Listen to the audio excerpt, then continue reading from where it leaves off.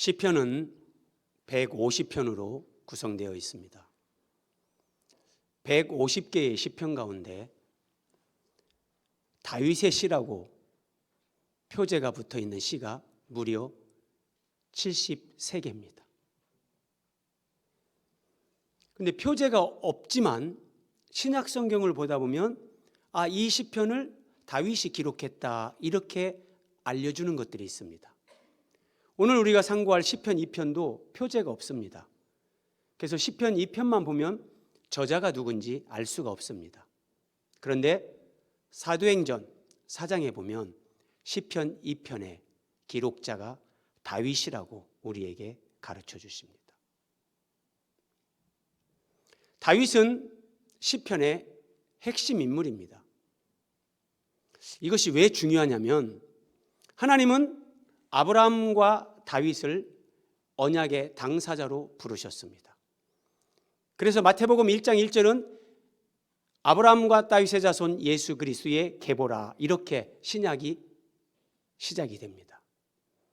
그런데 아브라함을 통해서 우리에게 전해진 아브라함의 문서, 아브라함의 글은 하나도 없습니다. 두 언약의 대상자, 그 중에 다윗을 통해서 기록된 성경이 우리가 보고 있는 이 성경에 기록되어 있는데 그것이 바로 시편입니다.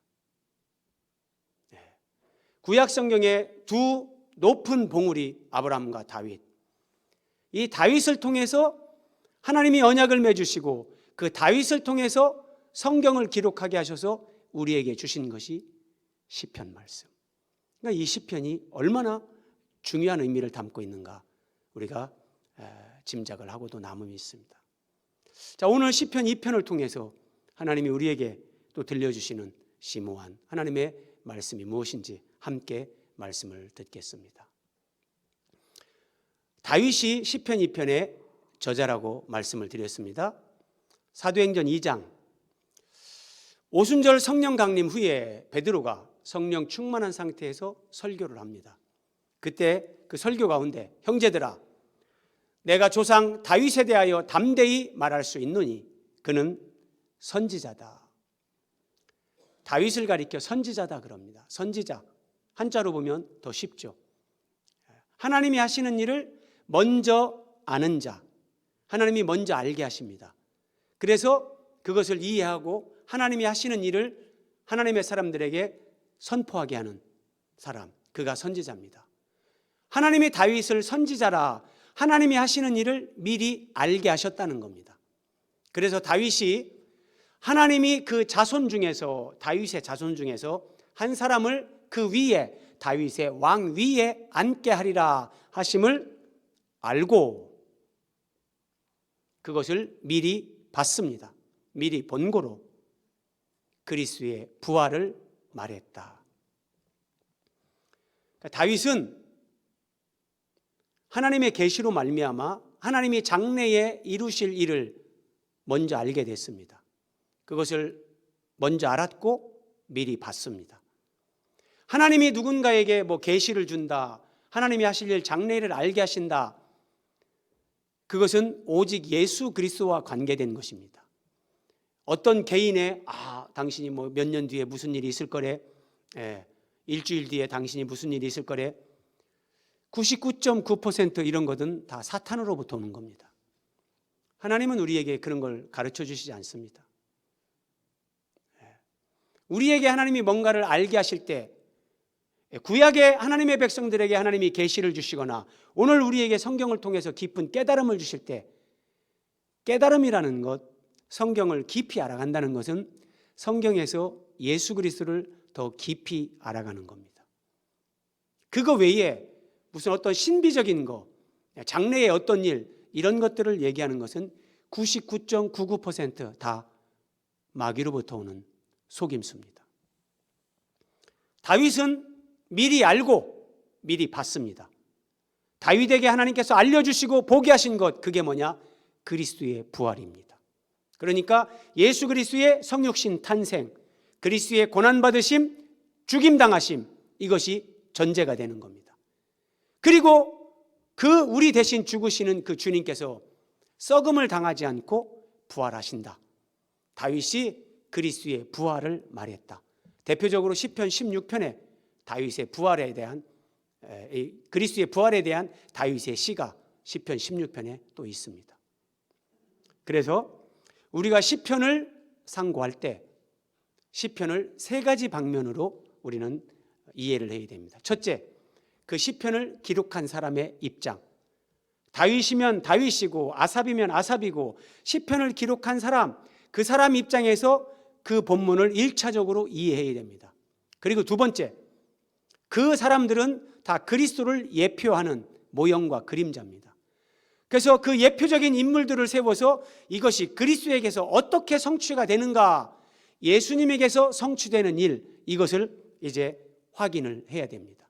그리고 마지막, 시편의 기자 그리고 예수 그리스도에게서 하나님께서 성취하신 그 일이 그러면 오늘 나에게 어떻게 적용이 되는가, 이렇게 시편을 묵상하고 그렇게 시편을 알아가야만 시편을 우리에게 주신 하나님의 의도대로 하나님의 말씀을 잘 깨달을 수가 있는 겁니다.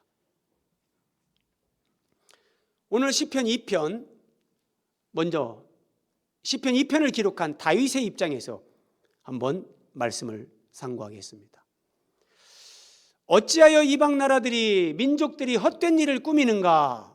세상의 군왕들이 나서며 관원들이 서로 꾀하여 여호와와 그의 기름 부음 받은 자를 대적하며 우리가 그의 결박을 벗어버리자 하는도다. 자, 이 말씀이 1차적으로 기록자가 다윗입니다. 그러면 어떤 상황에서 다윗에게 이런 다윗이 시편을 기록할 수 있게끔 하나님이 그렇게 하신 것인가? 다윗의 입장에서 이 말씀을 한번 확인을 합니다. 다윗이 이스라엘의 왕이 되고 하나님께서 그에게 은혜를 주십니다. 그래서 다윗이 어디를 가든지 하나님께서 이기게 하십니다. 그래서 많은 이스라엘 주변 국가들, 그 이방 나라들을 다윗이 다 점령하고 다윗에게 조공을 바치고 은근보화를 다윗이 가져오고 이런 이스라엘 역사에 가장 정말 하나님의 은혜를 풍성하게 누리는 그 다윗 왕조가 이렇게 열립니다. 그런데 이제 세월이 지나면서 다윗의 통치를 받던 주변 국가, 이 나라들이 야, 우리가 뭐 한다고 다윗에게 조공을 바치고 우리가 이렇게 살 필요 있나? 우리 다윗에게 벗어나자. 그래서 이방 나라 왕들이 모의를 해서 조공을 바치던 다윗에게 반역을 도모합니다. 자, 이 이해를 가지고 시편을 다시 보십시오. 어찌하여 이방 나라들이 민족들이 헛된 일을 꾸미는가? 이스라엘 주변 국가들이 왕들이 모여가지고 야, 우리 더 이상 다윗 왕에게 조공 바치지 말자. 뭐 한다고 우리가 이렇게 사냐? 어떻게 하면 우리가 벗어나겠냐?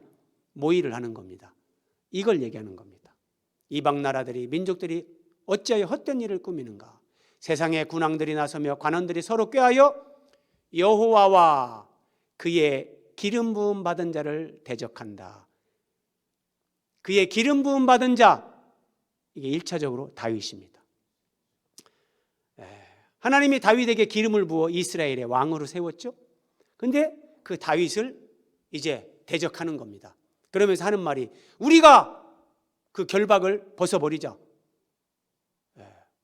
이스라엘로부터 다윗으로부터 우리가 독립하자. 결박을 벗어버리자. 이렇게 얘기하는 겁니다. 이렇게 보니까 여러분 시편 2편 1절에서 3절이 이해가 되시죠? 이런 맥락에서 이 시편이 지금 1차적으로 기록이 되는 겁니다. 자, 이 내용을 조금 더 역대상 말씀을 통해서 확인을 해보겠습니다. 역대상 17장에 다윗 언약이 나옵니다. 하나님께서 다윗에게 언약하시는 내용이 나옵니다. 동일한 내용이 사무엘하 7장에 나옵니다. 다윗이 하나님을 위해서 성전을 건축하려는 마음을 갖고 나단 선지자에게 그런 얘기를 하죠. 그때 하나님께서 다윗에게 언약의 말씀을 주시는 겁니다. 네가 나를 위하여 내 집을 짓겠느냐? 아니다. 나는 그런 게 필요치 않다. 그러시면서 하나님께서 내가 너를 위하여 내가 집을 짓게 해주겠다. 그러면서 네 왕위를 내가 영원히 견고케 하겠다. 네 몸에서 네 자식이 이 집을 짓게 하겠다. 하나님이 이 언약을 주시는데 이걸 다윗 언약이다 그럽니다. 하나님이 다윗에게 이런 언약을 주시고 이제 역대상 18장 19장에 보면 제가 앞에서 설명드린 내용이 이렇게 나옵니다. 다윗이 블레셋의 항복을 받습니다. 모압이 조공을 다윗에게 바칩니다. 소바 나라를 치고 아람에게서 조공을 받습니다. 에돔, 모압, 암몬, 블레셋, 아말렉,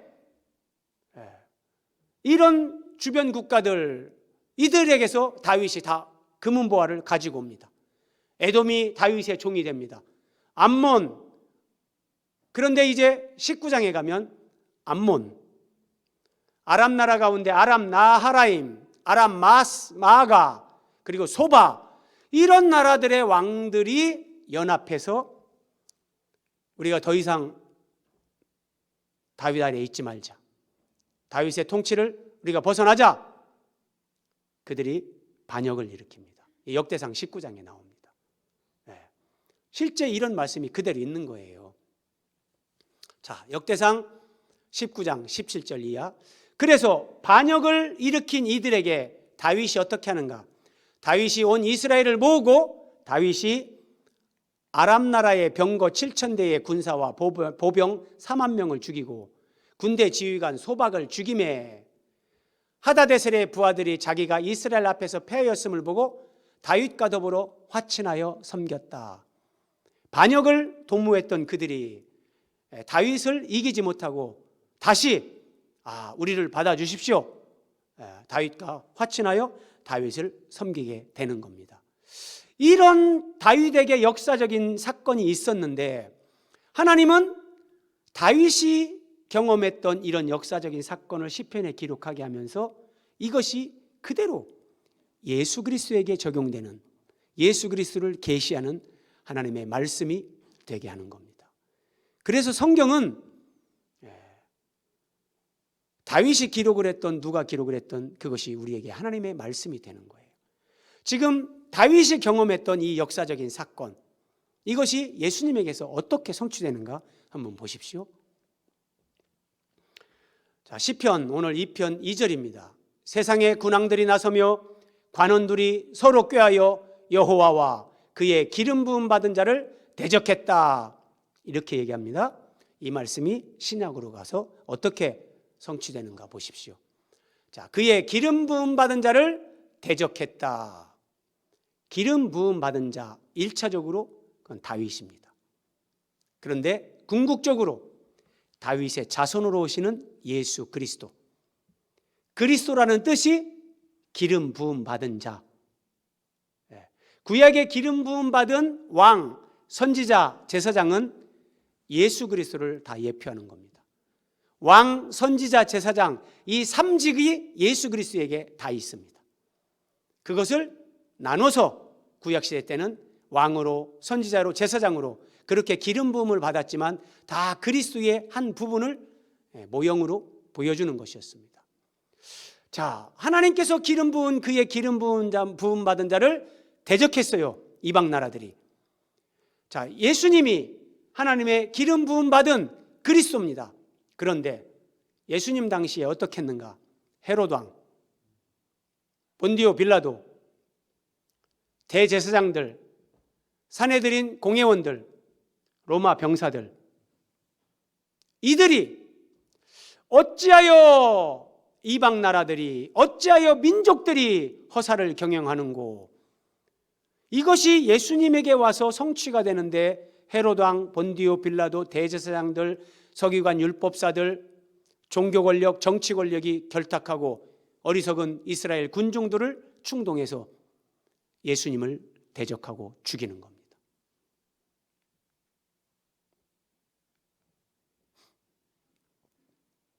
오순절 성령 강림 후에 베드로가 증언하는 하나님이 어떤 하나님인가?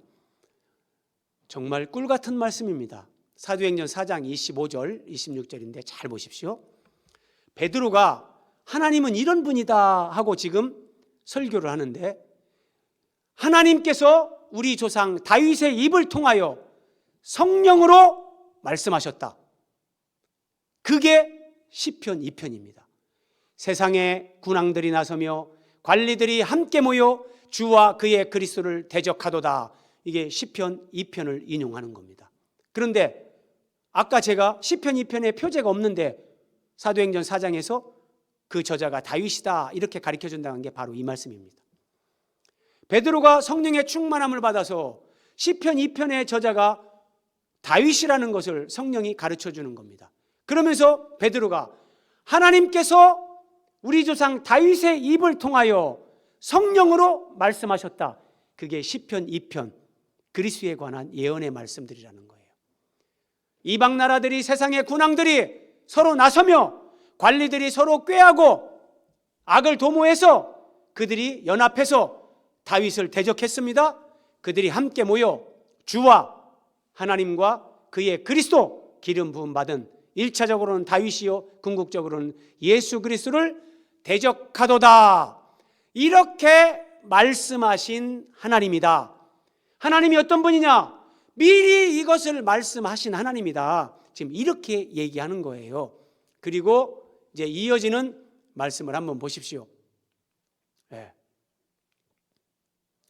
27절에서 과연 하나님이 이렇게 다윗의 입을 통하여 성령으로 말씀하셨는데, 하나님이 이렇게 말씀하셨는데 과연 아래 설명 보십시오. 과연 이게 실제로 참으로 아닌 게 아니라 정말로 하나님이 다윗의 입을 통하여 성령으로 이렇게 말씀하셔서 그 예언의 말씀이 시편 2편에 기록되어 있는데 과연 그 말씀 그대로 정말로 실제로 참으로 하나님께서 그 말씀이 성취되게 하셨다. 그러면서 이렇게 말하는 거예요. 헤롯과 본디오 빌라도는 이방인과 이스라엘 백성과 합세하여 하나님께서 기름 부으신 거룩한 종 예수를 거슬러, 이게 반역을 일으키는 거예요. 근데 여러분 이 말씀을 잘 보셔야 됩니다. 정말 꿀송이 같은 말씀인데, 헤롯, 본디오 빌라도, 이 이방인들, 이스라엘 백성들이 합세해서 하나님이 기름 부으신 예수님을 거스르고 죽이는 거예요. 그런데 하나님의 뜻대로 이루려고 예정하신, 사도행전 말씀을 눈으로 보시면서요, 먼저 하나님의 예정이 나옵니다. 예정. 하나님이 미리 정하셨다는 거예요. 하나님은 세상을 창조하기 전에 이미 하나님이 예정하신 것들이 있어요. 하나님이 그 예정하신 것이 있는데, 하나님이 예정하신 것을 다윗의 입을 통하여 성령으로 미리 말씀하셨어요. 그것이 시편 2편이고 지금 사도행전 4장 25절에서 베드로가 이것을 설명해 나가는 거예요. 그러면 하나님이 예정하신 것을 다윗의 입을 통해서 성령으로 말씀하셨는데 그 내용이 뭐냐? 그 내용이 하나님이 기름 부으신 그리스도를 대적하는 거예요. 하나님이 보내신 구원자 예수 그리스도를 죽이는 거예요. 그런데 하나님의 뜻대로 이루려고, 이 말씀 잘 보셔야 됩니다, 여러분. 이게 지금 무슨 말이냐면 헤롯과 본디오 빌라도와 이스라엘의 종교 지도자들과 어리석은 군중들과 이방인들이 다 합세해서 하나님이 기름 부으신 그리스도 예수님을 거스르고 십자가에 못 박고 죽이는데, 그들이 그렇게 하는 모든 것이 하나님의 뜻대로, 하나님의 뜻, 하나님이 예정하신 것을 이루려고 그렇게 하는 것이다. 베드로는 이렇게 얘기하는 겁니다. 그러니까 헤롯과 본디오 빌라도, 종교 권력, 정치 권력, 거기에 놀아나는 이 어리석은 군중들, 그들이 다 합세해서 예수님을 대적하고 예수님을 죽였는데, 결국은 그들이 그렇게 한 것이 하나님의 뜻을 이루는 것, 하나님이 예정하신 그 말씀을 이루는 것, 하나님은 그것이 하나님의 뜻을 이루게 하는 것으로 그렇게 만들어 버린다는 거예요. 그래서 그들이 그것을 행하려고 모였나이다. 그것을 하나님이 예정하신, 하나님이 다윗의 입을 통해서 성령으로 미리 말씀하신 그것을 행하려고 헤롯도 본디오 빌라도도 종교 지도자들도 어리석은 백성들도 다 모여가지고 자기 딴에는 자기들이 머리를 쓰고 자기들끼리 지혜를 모으고 이렇게 해서 예수를 제거하자라고 했는데, 그 모든 것이 하나님이 예정하신 하나님의 뜻, 하나님이 미리 말씀하신 그것을 이루는 것이었다. 그리고 예수님이 부활 승천하신 지금도 그들이 모여서 또 뭔가를 논의하고 하는데, 그래서 교회를 박해하지만 그것까지도 하나님의 뜻을 이루는 거다. 본인들은 몰라요. 이게 하나님의 전능하심, 하나님의 위대하심, 이게 누구도 하나님을 이길 수 없는 하나님의 지혜입니다. 하나님의 지혜. 다시 한번 설명을 보십시오. 사탄 마귀는 헤롯, 본디오 빌라도, 이방인들, 이스라엘 백성들, 정치 권력, 종교 권력이 합세해서 예수님을 죽이게 했습니다. 이게 사탄이 한 짓입니다. 그런데 그것이 하나님의 뜻이 이루어지는 것이요, 하나님이 미리 말씀하시고 예정하신 하나님의 말씀이 성취되는 것이었다, 이 얘기입니다. 우리가 잘 아는 대로 사탄은 예수님을 죽이면 자기가 승리하는 것으로 생각했는데, 예수님은 그 십자가에서 사탄의 머리를 깨뜨리는 겁니다. 그 십자가에서 죄인들이 구원받을 수 있게끔 구원의 길을 여시는 겁니다. 여기까지 사탄은, 세상의 왕들, 세상의 대적자들은 꿈도 꾸지 못합니다. 다시 한번 확인합니다. 히브리서 2장 14절 15절. 자녀들은 혈과 육에 속하였음에, 예수님을 믿는 하나님의 자녀들이 혈과 육, 육체를 가지고 있다는 거예요. 그도, 예수님도 우리와 똑같이 육신을 가지고 이 땅에 오셨다는 거예요. 그런데 육신을 입고 이 땅에 오신 예수님은 죽음을 통하여 죽음의 세력을 잡은 자 마귀를 멸하십니다. 이게 하나님이 예정하신 거고, 이것을 하나님이 다윗의 입을 통하여 성령으로 미리 말씀하셨고, 그것을 시편 2편에 기록해 주셨고, 그 말씀이 예수 그리스도에게서 그대로 성취됐다는 겁니다. 그래서 그 예수님이 그 말씀을 성취하시면서 십자가 죽음을 통하여 마귀를 멸하시고, 한평생 매여 종로로 타는 모든 자들을 놓아주려 하십니다. 태어나면서부터 마귀의 종, 육체와 욕망의 종, 죄의 종으로 사람들이 살아갑니다. 그런데 그 예수님께서 십자가 죽음을 통하여 한평생 매여 종로로 타던 모든 자들을 해방시키는 겁니다. 이거를 누가 알겠냐고요? 사탄 모릅니다. 헤롯, 본디오 빌라도, 종교 지도자들 어림없습니다.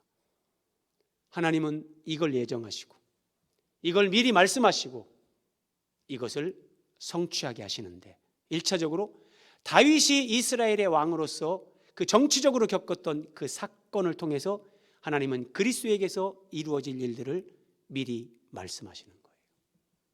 그리고 그대로 성취하시는 거예요.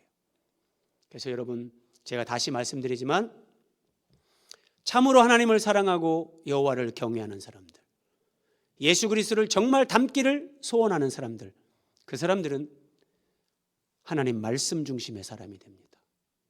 하나님 말씀이 아니고는 우리는 하나님의 뜻을 분별할 수 없고 하나님 뜻대로 살 수가 없습니다. 하나님은 사랑하는 자에게 말씀을 주십니다. 여러분들이 예배를 통해서 말씀이 깨달아지고 말씀이 막 은혜로 내 심령에 그렇게 임한다면, 여러분은 하나님이 특별히 사랑하는 사람들이요, 하나님이 복을 주는 사람들입니다. 자, 하나님이 예정하신 것, 그리고 그렇게 이루시겠다고 다 말씀하셨는데, 이걸 모르는 사탄, 헤롯, 본디오, 빌라도, 종교 지도자들, 이스라엘의 어리석은 백성들, 그들이 합세해서 예수님을 죽이면서 이제 자신들의 뜻이 이루어진다고 생각합니다. 그때 하늘에 계신 이가 웃으시며, 하나님이 하늘에서 웃으십니다.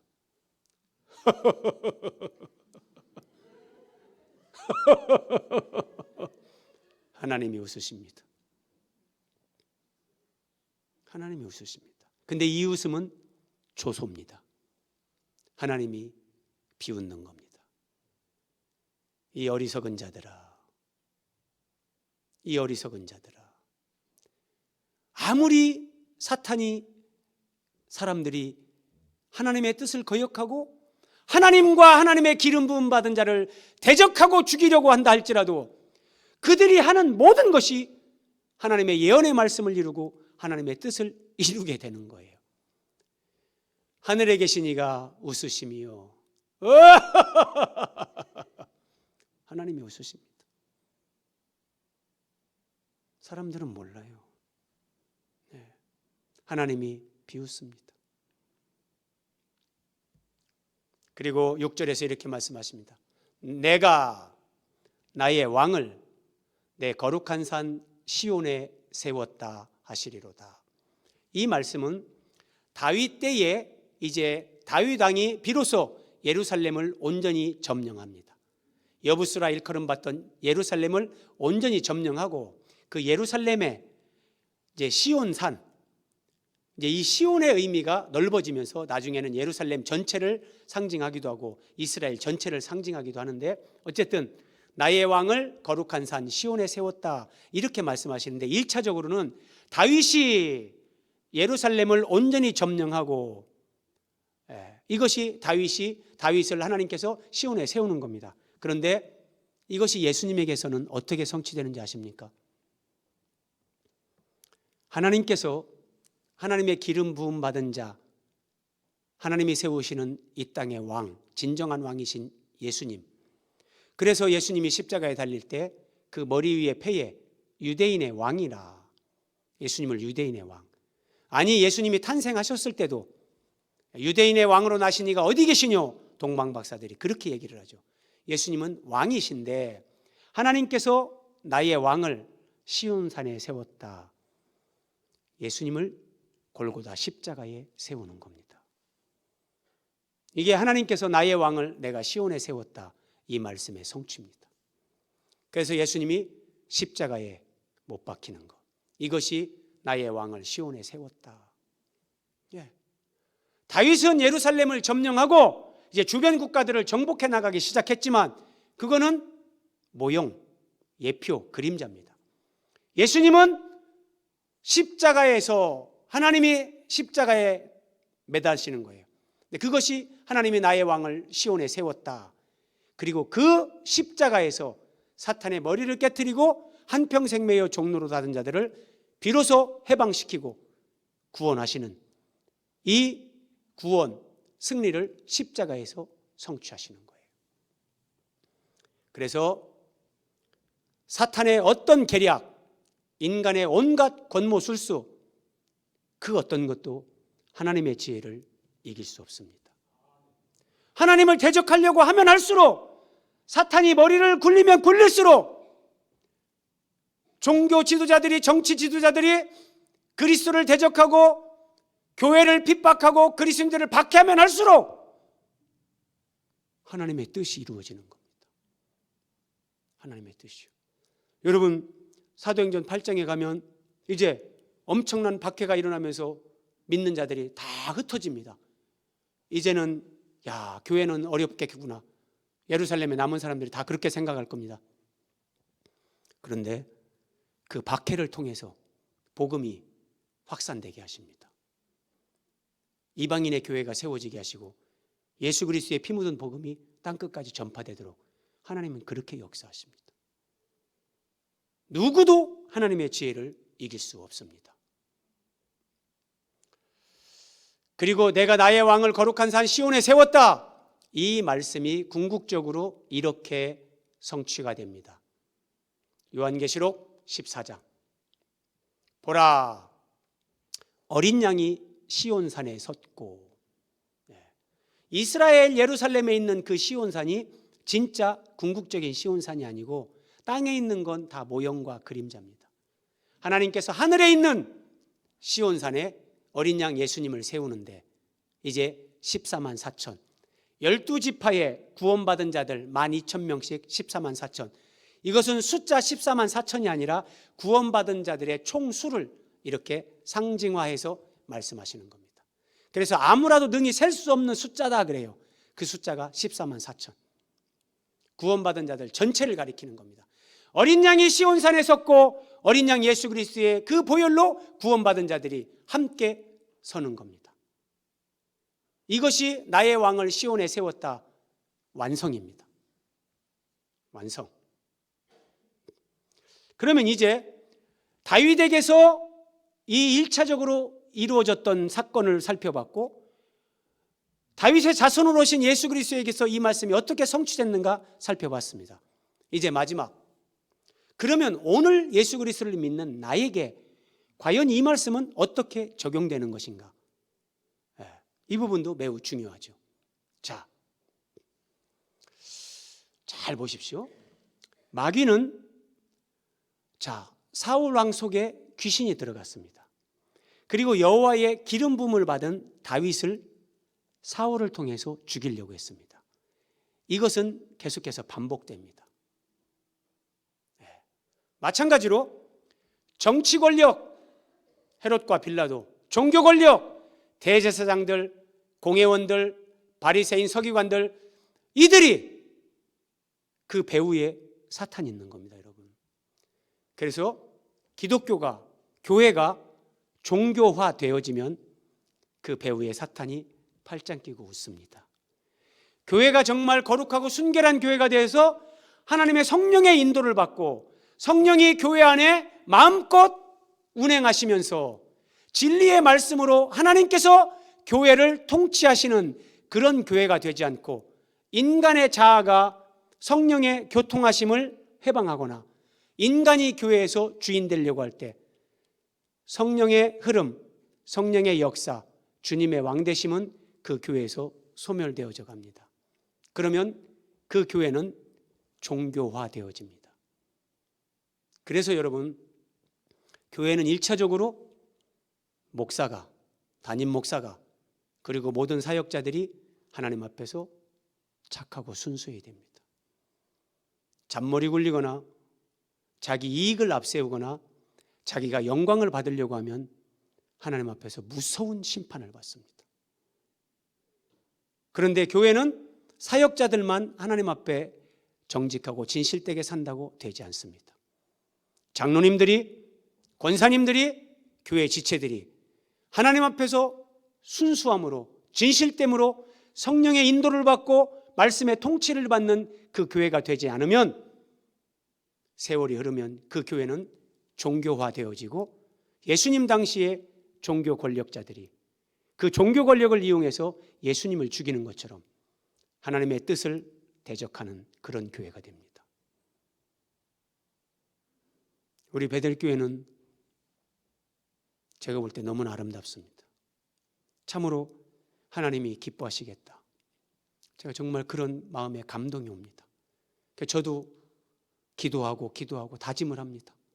이렇게 원로 목사님 통해서 하나님의 은혜를 주시고 하나님 앞에 순수하고 착하고 살아있는 교회, 내가 이 교회를 섬기는 동안 그것보다 더 거룩하고 순결한 교회로 하나님 앞에 그런 교회로 세워야지 내가 이 교회를 섬기는 동안 교회가 더 퇴보한다면 저는 베델교회 담임 목사를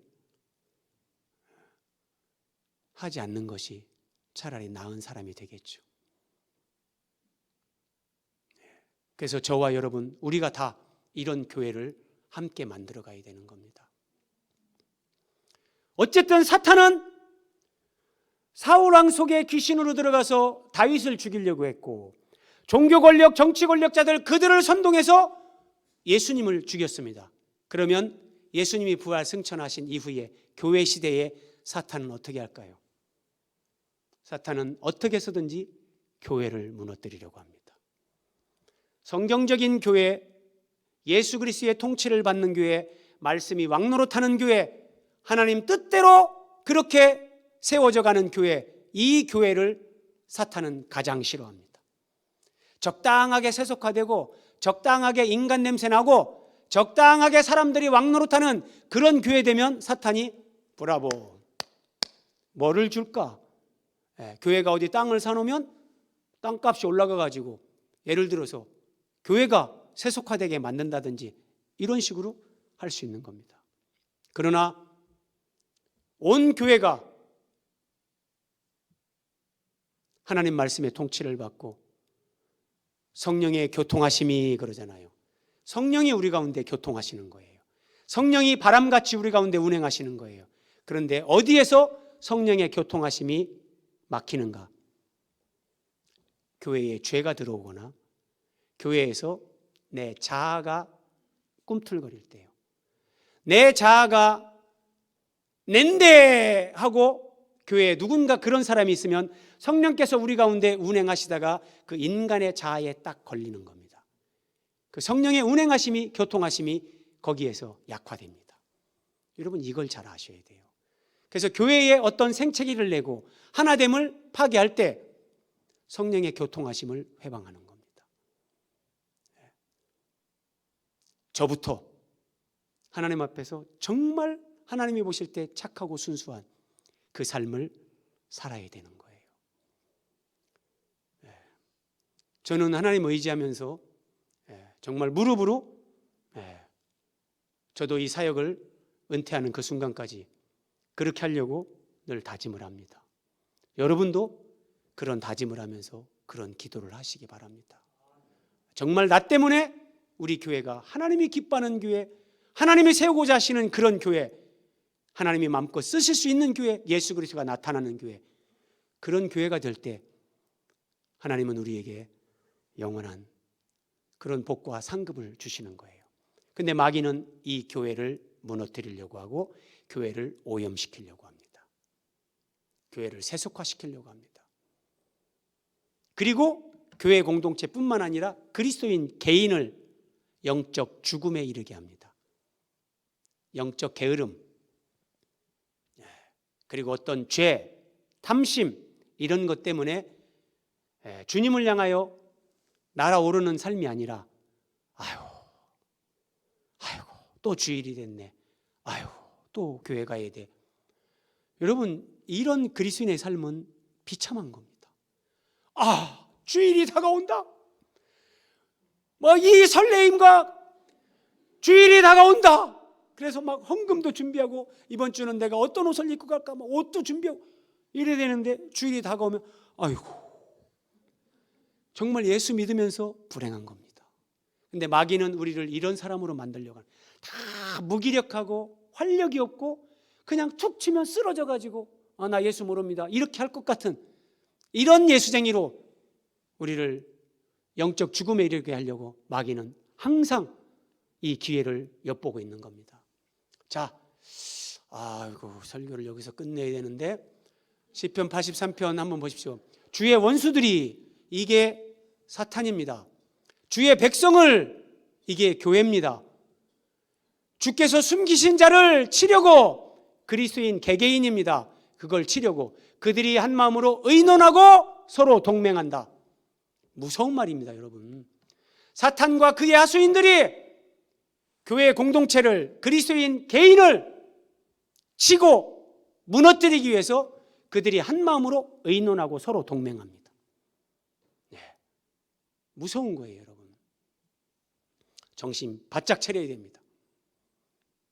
네. 말씀을 마무리합니다. 마귀는 이렇게 합니다. 어떻게 교회를 무너뜨리고 그리스도인 개인을 넘어지게 하는가, 영적으로 무기력한 사람으로 만드는가? 첫 번째가 섭섭마귀입니다. 가장 강력한 마귀가 섭섭마귀입니다. 야, 우리 목사님은 이럴 수 있나? 내가 이렇게 했는데 나한테 잘했다고 안 해주시네. 우리 목사님은 저 사람한테는 뭐 좀 잘해주는 것 같은데 어떤 이런 비교의식, 섭섭하기. 그리고 언제나 교회에서 내가 중심이 되려고 하는 거예요. 여러분, 제가 제 고백했었죠. 제가 타고 다니는 차량의 넘버 스타렉스가 8541입니다. 제 전화번호 가운데는 6541입니다. 공통적으로 541이 들어갑니다. 어떤 의미인가? 제가 신학을 할 때, 신학생 때 하나님께서 저에게 주신 말씀입니다. 요한복음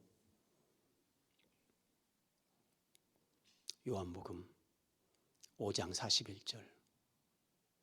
예수님이 이렇게 말씀하십니다. 나는 사람에게서 영광을 취하지 아니하노라.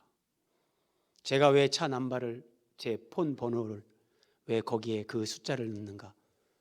제 평생에 이 말씀을 잊지 않으려고요. 여러분, 사람에게 박수 받고 사람에게 영광 받는 거 좋은 거 아닙니다. 어떨 때 그게 격려가 되고 위로가 되지만 내가 그것을 의도하면서 믿음 생활하면 목사도 그렇고 그건 불행해집니다. 사람들이 나에게 찬사를 보내고 영광을 받게 하려고 할 때 숨어야 되는 겁니다. 엎드려야 되는 겁니다. 그런 자리를 피해야 되는 겁니다. 그런데 마귀는 항상 우리를 교만의 덫에 걸리게 합니다. 내가 중심이 되고 내가 높아지고. 교회에서, 가정에서, 여러분 가정에서 왜 아내들이 상처받습니까? 왜 자녀들이 상처받습니까? 때로는 왜 남편이 상처받습니까? 배우자가, 그 누가 너무 강한 거예요. 내 생각, 내 뜻, 내 주장이 그냥 가정에서 법이 되는 거예요. 다른 가족들은 말을 할 수가 없는 거예요. 그러면 안 돼요. 교회에서나 가정에서나 직장에서나 우리는 따뜻하고 온유한 사람이 되어야 됩니다. 정말 비진리와 싸울 때는 목숨을 걸어야 되지만 진리 문제가 아닌 이상 여러분 다 양보하십시오. 온유하고 부드럽고 관용의 사람이 되어야 되는 겁니다. 우리는 이렇게 세워지는 건데 마귀는 거꾸로 이런 것들로 교회를 오염시키고 하나님의 사람들을 넘어뜨리려고 하는 겁니다. 그래서 영적 게으름 조심하십시오. 영적으로 게을러지면 아무것도 안 됩니다. 아무것도 안 됩니다. 그리고 세속화. 교회가 세속화되는 거 정말 조심해야 됩니다. 저는 아마 온유함으로 여러분들과 함께 믿음 생활을 할 것입니다. 그런데 제가 기도하며 판단할 때 이건 교회를 세속화, 오염시키는 것이다. 그런 것이 있을 때 여러분은 저에게서 무서운 면을 보시게 될 겁니다. 저는 목숨을 걸고 싸울 것입니다. 그래서 저와 여러분이 함께 그런 교회, 그런 가정, 그런 일터를 하나님 앞에 만들면서 웃으셔야 됩니다. 오늘 내가 어려움을 당할 때 웃으십시오. 마귀가 나를 아무리 넘어뜨리려고 박해를 하든지 고난을 주든지 환난을 주든지 하나님은 하늘에서 웃으시면서 그걸 우리에게 유익되게 하면서 하나님의 뜻을 이루고 우리가 거꾸로 하나님의 사람으로 더 아름답게 세워지도록 하나님이 그렇게 역사하십니다. 힘들고 어려운 일 생길 때 하늘을 한 번씩 보시면서 하나님처럼 웃으십시오. 하나님이 반전의 명수이신 하나님이 합력해서 선을 이루실 것을 믿습니다. 하나님 감사합니다. 기도하겠습니다.